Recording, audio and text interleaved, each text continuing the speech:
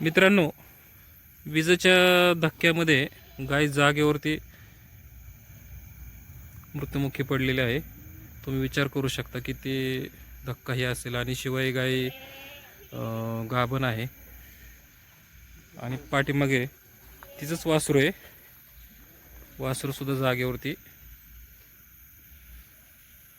हे झालेलं आहे, जागेवर खाल्लंच झालं.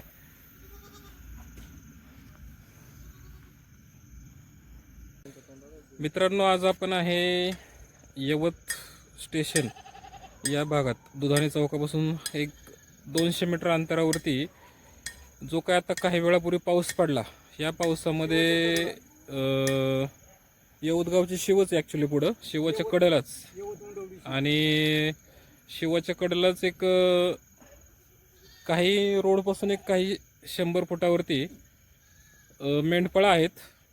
तर आता काही वेळापूर्वी जो पाऊस पडला त्या पावसामध्ये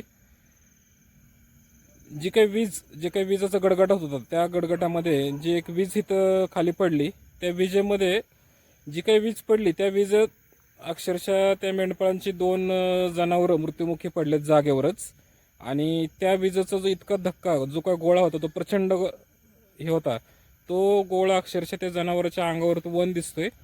त्या ज्या ठिकाणी गोळा पडला त्या ठिकाणी खाली जमिनीमध्ये त्या अजूनही करपट वास येतोय. आत्ता वाजलेत बरोबर 10 रात्रीचे 10 वाजलेत. रात्री अजूनही त्या जागेचा करपट वास येतोय. म्हणजे तुम्ही विचार करा की तो किती हे असेल. ठीक आहे.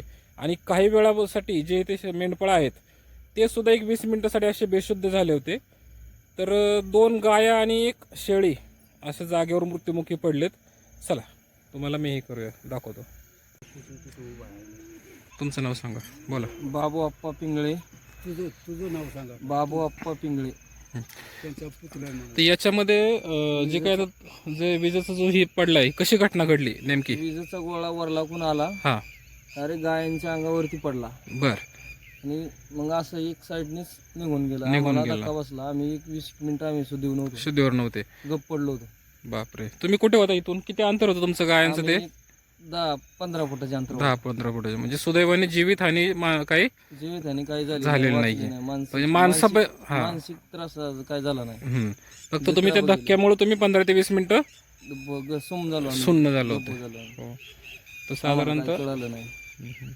मग साधारणतः 2 गाया आणि 1 शेळी जागेवरती जागेवरती गेली, एक शेळी आणि 2 आणि गाया. उठली ती. ह्याच्यातनं आम्हाला ह्या चित्रापासून जे काय आमचं नुकसान झाले काय नुकसान झालंय त्याची आम्हाला भरपाई पाहिजे शासनाकडून. शासनाकडून. ठीक. गायवन ह्याच्यावर पडला. या ठिकाणी विजेचा गोळा जो आहे तो इथे पडला. तिकडून जसं आला तर त्या बाजूने तो इथे पडला. जी पडला ती ही दोन्ही चित्र या ठिकाणीच होती जवळच. त्याच्यामुळे डायरेक्टली तो त्यांच्या अंगावरच हे झाला तो. आणि जागेवर ह्या गाया दोन्ही पण मृत्युमुखी पडल्या. हे बघा, ही शेळी जागेवरतीच, बोकडा आहे का, जागेवरतीच हे सुद्धा शॉक लागून, विजेचा शॉक लागून जागेवर खल्लास झाले. तुम्ही विचार करू शकता किती हे असेल ते. यापासून मित्रांनो फक्त एक 15 ते 15 फूट असेल अंतर. तर या ठिकाणी हे सगळे इथं मेंढपाळ होते या ठिकाणी. तर या ठिकाणी ह्यांना सुद्धा त्या विजेच्या गोळ्याचा धक्का बसला आणि हे सुद्धा एक 15 ते 20 मिनिटं बेशुद्ध होते. बाकी हां, जेव्हा तिकडून तो शेतकरी आला तेव्हा ते सगळं शुद्धीवर आले.